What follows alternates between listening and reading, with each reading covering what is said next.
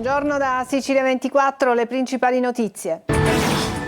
Sono disperata, aiutatemi. A Palermo la storia di Rosalia, malata di tumore e senza una casa, rischia di non poter ricevere le cure a domicilio. Nel ghetto degli Invisibili di Vittoria, dopo lo sgombero di migranti e senza tetto, dilaga il crack. Nostra inchiesta nei casolari abbandonati dove è morto un giovane. Il caos sanità in Sicilia diventa caso politico. Le opposizioni chiedono la testa dell'assessore Giovanna Volo, rimasta in silenzio durante tutta l'emergenza. All'ospedale Papardo di Messina, dopo le morti sospette, il sequestro delle sale operatorie, 80 gli interventi chirurgici saltati. Oggi è iniziata la sanificazione, dopo ci sarà la riapertura. Maxi operazione antimafia, 51 misure cautelari tra Agrigento e Gela, smantellate l'organizzazione e le attività del clan che gestivano il traffico di droga.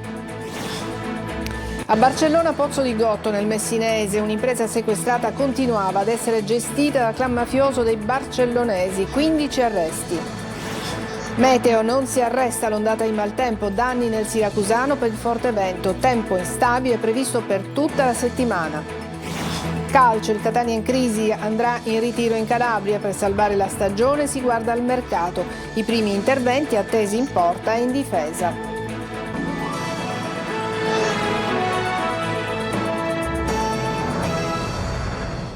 Bentrovati, in apertura una storia che ci arriva da Palermo. Una donna lotta contro il cancro e deve fare chemioterapia, ma si ritrova senza casa perché sfrattata. Se non ha una residenza non potrà ricevere il farmaco per proseguire le sue terapie. Sentiremo l'appello di Rosalia, sono disperata, dice, aiutatemi. Sentiamo il servizio di Marco Gullà. Ho 7 tumori, da qualche giorno non ho più residenza, non so come fare terapia, per far arrivare pure il farmaco a casa perché lo consegnano loro, sono a disagio. È un appello disperato quello di questa signora palermitana, malata di cancro, lotta per battere la malattia, ma da qualche giorno si ritrova senza casa, sfrattata perché non può più pagare l'affitto. E allora la decisione di tornare a vivere dall'anziana mamma in questo monolocale. Chiede aiuto la signora Rosalia, una vicenda che fa emergere un allarme sociale, quello dell'emergenza casa. Molte famiglie in graduatoria per l'assegnazione di un alloggio popolare vivono in condizioni di grande difficoltà, in attesa di una sistemazione. A casa di mia madre dormo nel divano, non ho doccia da dove fare, dormo male, magari io non voglio un lusso, voglio una stanza per stare, diciamo, tranquilla, serena, faccio la mia terapia. E poi il farmaco deve arrivare nell'indirizzo, è come sconosciuto. La donna che fa chemioterapia ha bisogno di una residenza per ricevere il farmaco che arriva a domicilio. Il problema diventa continuare a seguire una chemioterapia che viene somministrata in pillole, ma il personale sanitario lo deve consegnare a un indirizzo fisico che la signora non ha più. Mia madre ha un diritto di avere un monolocale, una stanza in cui mamma può andare a dormire e farsi le cure oncologiche, perché mamma rischia di non avere più neanche la chemioterapia. Rosalia trattiene le lacrime, una vicenda quasi paradossale che si intreccia con la burocrazia. Avere un cancro e combattere senza casa è brutto, meglio morire. E adesso vi portiamo in un luogo dimenticato, degradato, nascosto ai margini di Vittoria, dove 2 anni dopo lo sgombero dell'hotel definito degli Invisibili dilaga il consumo del crack, la droga che meno di un mese fa ha ucciso un giovane. Jerry Italia. A Vittoria, tra i binari morti della stazione ferroviaria e le ombre di casolari abbandonati, si nasconde un mondo fatto di invisibili, un mondo che avevamo già raccontato 2 anni fa quando l'hotel degli Invisibili, che accoglieva decine di migranti tra i rifiuti, fu sgomberato e bonificato.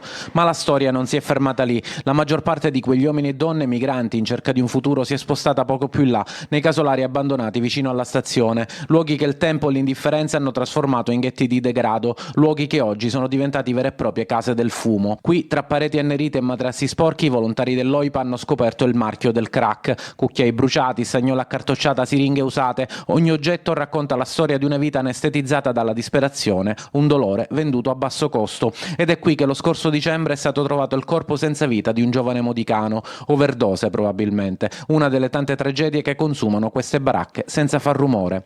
Riccardo Zingaro, presidente dell'OIPA locale, racconta di un impegno senza sosta e lancia un appello alle istituzioni. Girando nelle campagne del ragusano, dove questo fenomeno, diciamo, di abbandono sociale, ho dato a disposizione ai volontari dell'OIPA della sezione di Ragusa di spendere meno in cibo per animali e nello stesso tempo portare nella macchina delle confezioni di acqua, dello scatolame, legumi, proprio perché ci troviamo a dover aiutare anche questi invisibili, gente che è stata abbandonata dalla società, gente che vive ai margini della società e che spesso poi sfocia viene risucchiata dalla malavita locale per lo spaccio e per altre situazioni che potrebbero essere ben più gravi. Intanto nel silenzio generale questo ghetto continua a crescere, tra il buio dei casolari e il silenzio della città si consuma un dramma che non vuole più restare invisibile. Il caos sanità in Sicilia diventa caso politico. Le opposizioni chiedono che a saltare sia la testa dell'assessore alla sanità Giovanna Volo, rimasta in silenzio durante tutta l'emergenza. Manlio Viola. Pochi medici, pochi infermieri, strutture insufficienti e dietro l'angolo c'è anche la verifica dello stato di avanzamento della spesa del PNRR nell'asse sanità. Il sistema ospedaliero in Sicilia è in piena crisi e non si intravede all'orizzonte una rapida soluzione ai disservizi nelle aree di emergenza, ma anche ai ritardi nella programmazione degli interventi. È l'analisi impietosa della sanità siciliana in evidente difficoltà. Dopo il doppio vertice di ieri fra il presidente Schifani e il manager dell'azienda Villa Sofia Cervello di Palermo, che si trova nell'occhio del ciclone, c'è chi è pronto a scommettere che siano imminenti le dimissioni anche di Roberto Colletti, come accaduto già con il direttore sanitario Rizzo. Colletti già mesi fa aveva chiesto di non essere rinominato, ma alla fine aveva ceduto alle pressioni, soprattutto di Totò Cuffaro, accettando di guidare l'azienda. Questo caos potrebbe convincerlo a farsi da parte, anche se non è arrivata una precisa richiesta dal presidente della regione, né c'è il nome di un eventuale sostituto. Ma lo scontro adesso si sposta soprattutto sul piano politico. Le opposizioni chiedono la testa non dei manager, ma dell'assessore Giovanna Volo, rimasta in silenzio per tutta la crisi. La Volo era data in uscita dalla giunta già da qualche mese. Negli ultimi mesi sembra scomparsa dalla scena, commissariata di fatto dall'alto e dal basso. Da una parte il presidente Schifani, che si è intestato le convocazioni dei vertici ospedalieri, tenendo personalmente anche la riunione sui fondi per l'edilizia ospedaliera. Dall'altra parte il dirigente generale della pianificazione strategica Salvatore Iacolino, la cui riservata dopo l'ispezione di Capodanno è stata inviata direttamente al presidente. La prossima testa a cadere dunque potrebbe essere quella dell'assessore piuttosto che di un altro manager. Ma il PD questa mattina chiede a Schifani di rimuovere anche il dirigente generale Salvatore Iacolino. La politica litiga, ma intanto i servizi sanitari languono. All'ospedale Papardo di Messina sono 80 nel frattempo gli interventi chirurgici saltati dopo il sequestro per le morti sospette. Oggi è iniziata la sanificazione e subito dopo riapriranno le sale operatorie del reparto di cardiochirurgia per le quali erano scattati i sigilli. Francesco Triolo. È iniziata stamattina la sanificazione delle sale operatorie del reparto di cardiochirurgia dell'ospedale Papardo di Messina, poste sotto sequestro lo scorso 23 novembre nell'ambito dell'inchiesta sulle morti sospette. Tutto dovrebbe concludersi entro domani e la procura ha già pronto il decreto di dissequestro per rendere di nuovo utilizzabili, forse anche da giovedì, le due sale operatorie. Intanto è scattata la conta dei disagi, visto che da quando sono state sequestrate la stima dei mancati interventi operatori sfiora gli 80, un numero che viene fuori attraverso il confronto tra le operazioni effettuate nel 2023 e quelle nel 2024 e riguarda sia gli interventi a varia complessità che sono saltati nei mesi di novembre e dicembre del 2024, una quarantina, che quelli altrettanti inseriti nelle liste d'attesa che non sono stati programmati, con evidenti disagi e problemi per diversi pazienti che hanno dovuto riorganizzare gli interventi o nei casi più gravi sono stati trasferiti anche in aerei soccorso in altre strutture attrezzate. La perdita stimata per la mancata operatività delle due sale operatorie avrebbe inoltre comportato un mancato introito per le casse dell'ospedale Papardo di circa 1.840.000 euro di rimborsi DRG. Sono 11 gli indagati nel fascicolo d'inchiesta aperto con le ipotesi di omicidio colposo e responsabilità colposa in ambito sanitario. Voltiamo pagina, parliamo della maxi operazione antimafia, 51 le misure cautelari tra Agrigento e Gela che sono scattate, dove è stata smantellata l'organizzazione mafiosa che gestiva il traffico di droga. Davide Sardo. Un duro colpo alla criminalità organizzata è stato inferto dai carabinieri del comando provinciale di Agrigento, che questa mattina hanno eseguito 51 misure cautelari emesse dalla procura antimafia e condivise dal tribunale di Palermo. L'operazione ha interessato i territori di Agrigento, Favara, Canicattì, Porto Empedocle e Gela. Gli arrestati, molti dei quali già detenuti, sono accusati di reati come associazione mafiosa e traffico di droga.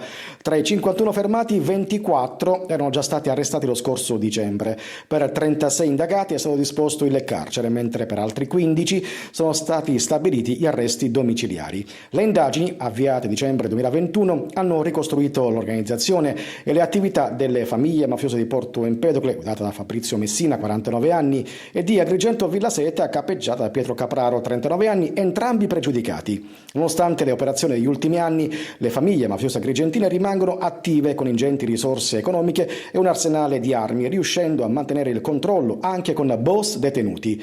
Nel corso dell'operazione sono stati sequestrati 120 kg di hashish, 6 kg di cocaina, armi da guerra, tra cui una pistola mitragliatrice e una bomba a mano, oltre a 200.000 euro in contanti.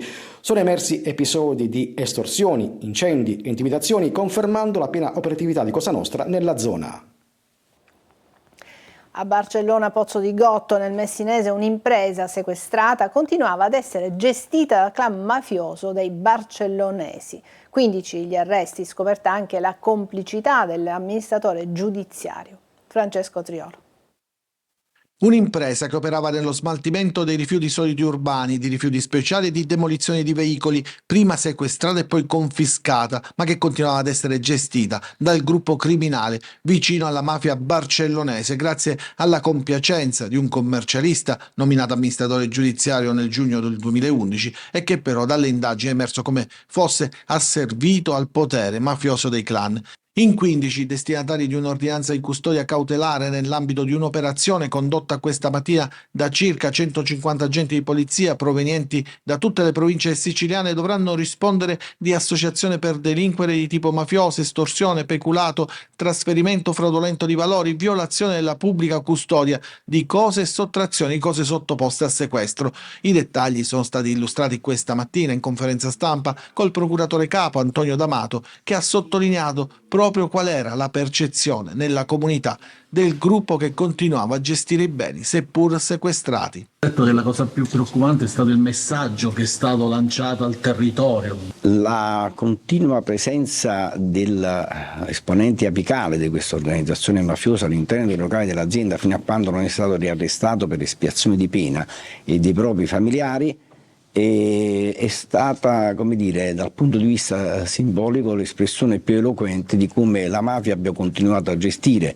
questa impresa e questo ha generato, a nostro avviso, la percezione agli occhi della comunità della inutilità del provvedimento giudiziario. Diversi gli episodi venuti alla luce che testimoniano come la gestione dell'azienda fosse sempre ad appanaggio dell'organizzazione, dalla gestione dei dipendenti alla situazione di monopolio in cui operava grazie ad una concorrenza illecita con vendite in nero, sino alle minacce ad altri imprenditori. A Sciacca, per il furto dei cavi elettrici dell'impianto di sollevamento idrico che rifornisce i serbatoi di Favara Burgio, è stata interrotta la turnazione idrica e ridotta la fornitura d'acqua nell'intera provincia di Agrigento. E a Milazzo, fuggi generale nella tarda serata di ieri da un ristorante in centro per un improvviso incendio divampato a una stufa sulla veranda esterna del locale. Fortunatamente nessuna persona è stata coinvolta, solo danni alla struttura. E i carabinieri della sezione operativa della compagnia di Giarre nel Catanese hanno arrestato 2 uomini di Giarre e Riposto trovati in possesso di oltre 5 kg di cocaina che avrebbe fruttato sul mercato e lo spaccio non meno di 400.000 euro. E adesso uno sguardo al meteo, l'ondata di maltempo che è arrivata in Sicilia per il momento non si arresta. Nel siracusano il forte vento ha provocato diversi danni. Questo tempo instabile perdurerà sull'isola per tutta la settimana. Simona Mazzone. Non si arresta l'ondata di maltempo che si è abbattuta sulla Sicilia da domenica scorsa e che proseguirà per tutta la settimana e i primi giorni della prossima. Il tempo instabile ha colpito tutte le province dell'isola in modo non uniforme, con pioggia più o meno intensa e forti raffiche di vento. A Catania rovesci senza tregua, così come nel resto dell'isola, tranne in alcune zone come Palermo, Trapani e Ragusa, dove piove a intermittenza. Mentre in provincia di Siracusa il maltempo sta causando diversi danni e disagi ai cittadini, su 21 sindaci in 5 hanno deciso di chiudere le scuole: Avola, Floridia, Francofonte, Portopalo di Capopassero e Pachino. Nel capoluogo aretuseo si registrano allagamenti e per il forte vento sono caduti alberi, le luminarie al ponte Umbertino, alcuni pali dell'illuminazione pubblica in viale Pipoli. Disposta dalla dirigente scolastica l'evacuazione dell'istituto comprensivo Martoglio per la caduta di alcuni pannelli fotovoltaici dal tetto. Chiusi anche cimiteri e parchi comunali. Col maltempo di conseguenza anche i mari risultano agitati con onde fino a 5 metri lungo la fascia adriatica ionica intorno alle isole maggiori. Le temperature si manterranno tipicamente invernali grazie a correnti gelide provenienti dalla Russia, ma sulla Sicilia tra giovedì e venerdì sono attesi nubifragi. Persiste dunque l'alto rischio di allagamenti, specie in quelle zone del territorio più fragili. A pochi giorni dall'inaugurazione di Agrigento, capitale italiana della cultura, il presidente Schifani minaccia il commissariamento e il ministro Giuli diserta la presentazione di oggi a Roma. Giusy Lazzaro. Da capitale italiana della cultura, capitale delle polemiche, Agrigento vive i limiti di un'organizzazione già costata quasi 5 milioni di euro. Limiti che non sono passati inosservati. Sia il presidente della regione Schifani sia il ministro della cultura Giuli hanno deciso di disertare la conferenza stampa di oggi pomeriggio a Palazzo Grazioli per la presentazione degli eventi. Il malumore attraversa da giorni la regione e anche l'ipotesi del commissariamento col passare del tempo potrebbe concretizzarsi al più presto. La tensione è salita ancora di più tra il governatore Schifani e il sindaco Miccichè dopo la pioggia caduta all'interno del Teatro Pirandello durante un concerto di 4 giorni fa. Al lavoro adesso gli operai per riparare il tetto e mettere in sicurezza il teatro che ospiterà sabato il presidente della Repubblica Mattarella. E si corre ai ripari con il sindaco Miccichè che parla di strumentalizzazioni e clamore immotivato. Al di là delle schermaglie istituzionali, in città i residenti denunciano i disservizi di sempre. Oggi hanno messo in bella mostra in via Atenea questo cartello che dà il benvenuto ad Agrigento, si legge, con il centro storico più sporco d'Italia. In tanti poi lamentano ancora la penuria d'acqua, atavico disastro che continua da decenni. Adesso una pausa per la pubblicità, ci vediamo tra poco.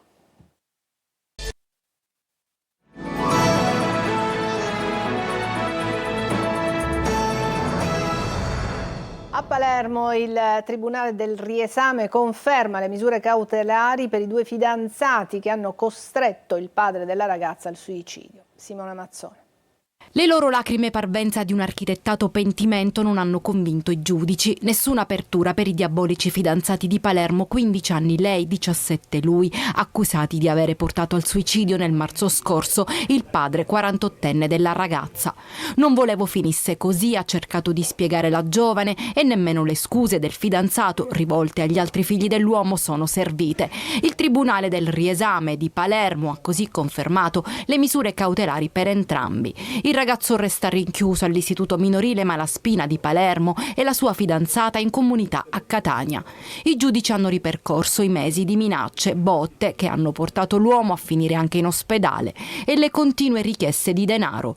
Un clima pesante e violento in cui si è trovato il 48enne che si è impiccato in casa sua nel popolare quartiere del villaggio Santa Rosalia. Eppure dopo tanta crudeltà i due pare che abbiano voluto minimizzare quei gesti, i ricatti, la violenza, le minacce. Qualche giorno prima del suicidio la figlia aveva scritto su WhatsApp al padre, disoccupato, diabetico e senza denaro per le medicine, che se non le avesse dato la cifra richiesta lo avrebbe denunciato per violenza sessuale. Anche le 2 lettere lasciate dall'uomo prima del gesto estremo confermano la crudeltà della coppia, avvalorata ancora di più dalle radici criminali della famiglia del ragazzo legata ad affari di mafia e droga. A Palermo arrestato un 24enne per stalking e maltrattamenti in famiglia. Dopo la denuncia della vittima e il divieto di avvicinamento, l'ex compagno ha continuato a perseguitare la donna, anche minacciandola di morte. L'indagato è stato arrestato in flagranza di reato mentre offendeva e minacciava l'ex compagno. La missione in Antartide di un gruppo di ricercatori dell'INGV di Catania alla scoperta di 2 vulcani sepolti nel ghiaccio. Vediamo nel servizio di Lorena Dolci.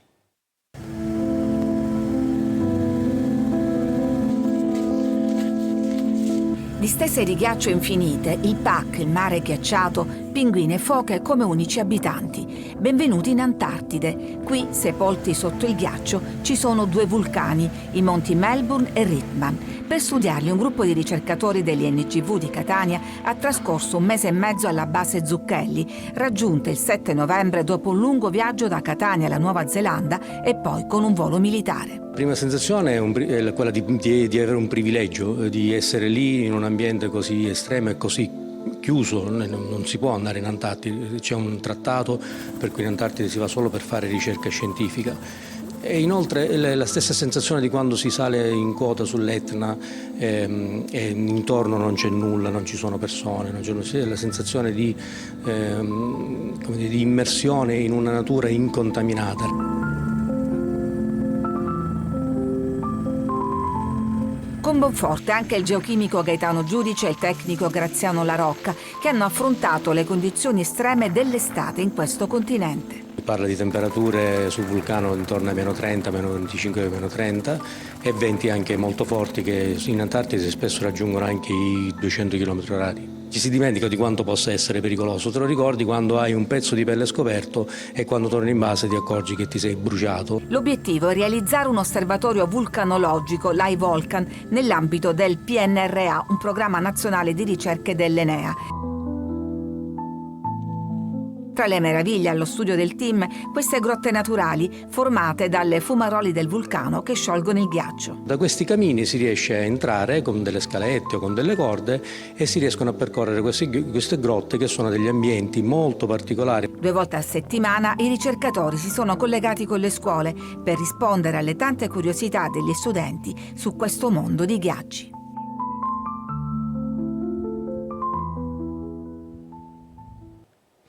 E dopo queste belle immagini dobbiamo purtroppo tornare alla dura cronaca. C'è un'agenzia che è appena stata battuta dall'ANSA. Un uomo ha ucciso con 15 coltellate la madre, Caterina Pappalardo, di 62 anni, nell'abitazione della donna in via Cesare Battisti a Messina. L'omicida sarebbe avvenuto, pare, al culmine di un diverbio tra i due. L'uomo è stato arrestato. Sul posto ci sono gli agenti della squadra mobile della questura e i carabinieri del comando provinciale di Messina.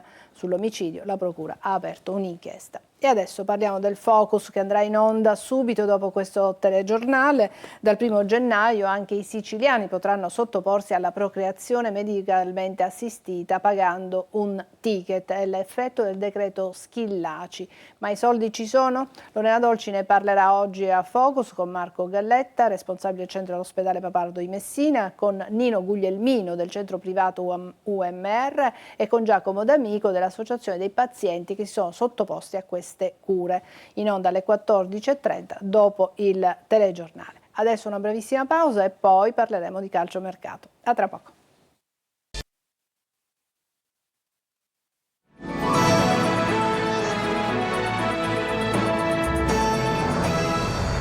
Eccoci al calcio, il Catania riprende oggi gli allenamenti per poi andare in ritiro in Calabria. 0 punti nelle prime 2 partite del 2025. Per salvare la stagione bisogna anche operare bene sul mercato. I primi interventi sono attesi in porta e in difesa, ma molto dipende dalle uscite. Marco Carli.